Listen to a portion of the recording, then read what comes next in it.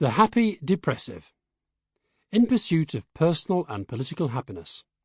Written and read by Alastair Campbell. Welcome to The Happy Depressive. That's me. And this is my take on happiness. Friends have suggested that I am the least qualified person to talk about it because I am often down and sometimes profoundly depressed. But I think that's where my qualification comes from. Because to know happiness, it helps to know unhappiness. And to me, happiness comes from a sense of fulfillment over time, a sense of belonging, relationships which endure, and experiences which teach lasting lessons. So, I can be grumpy and grouchy, and I can also be depressed, but I'm happy, and the happiness is all the more intense for knowing what it's like to be utterly miserable. It may seem obvious, but I hadn't really worked it out until a man called Thomas Baggs came into my life. I've never met him, and I never will. He's dead. Indeed, I had never heard of him until last year when I was asked to deliver the Thomas Baggs Memorial Lecture. Happy, me? Thomas Baggs was a graduate of Birmingham University who went on to have a varied career as a teacher, war correspondent and advertising executive, both in the UK and the US. Perhaps imbued with a sense of how they do things in America, when he died aged 84 in 1973, it emerged from his will that he'd left a generous US-style bequest to his old university. He attached conditions, however.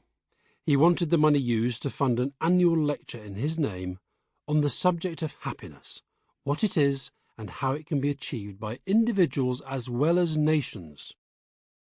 These things always being a little more complicated than they sound, it was 3 years later, in 1976, before the first Thomas Baggs Memorial Lecture was delivered by Yehudi Menuhin.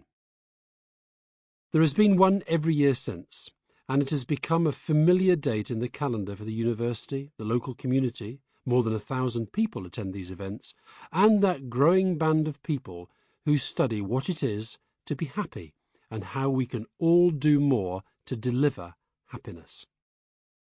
Unsurprisingly for the Twitter generation, the long title he laid down in his bequest has been shortened to The Happiness Lecture, and, to my surprise, I was asked to deliver it last year. I was not alone in my astonishment. On telling my daughter, she said, "Yeah, right." Fellow Labour strategist Philip Gould, my closest friend and the one off whom I tended to bounce ideas and proposals when I was unsure of my own views right up until his death last November, just laughed out loud.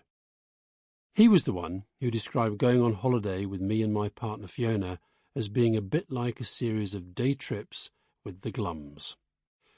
Fiona, who knows my state of mind better than most, wondered aloud if they'd made a mistake and gone for the wrong Alastair Campbell.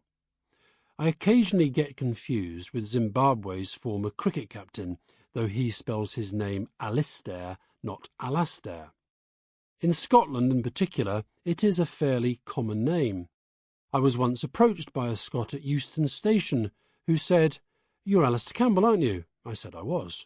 He said, "My name's Alastair Campbell too." I smiled and nodded.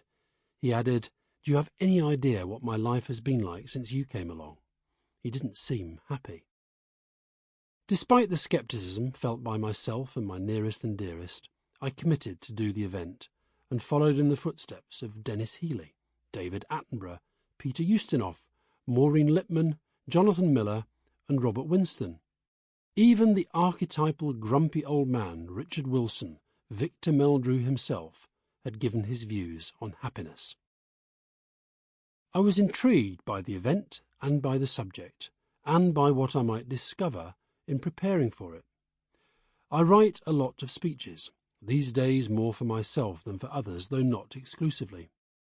Often they can be something of a chore, and even if the financial rewards can be considerable, the private sector speaking market is a fairly large one, the reward for the soul is rarely as great as that provided by a hard day's work.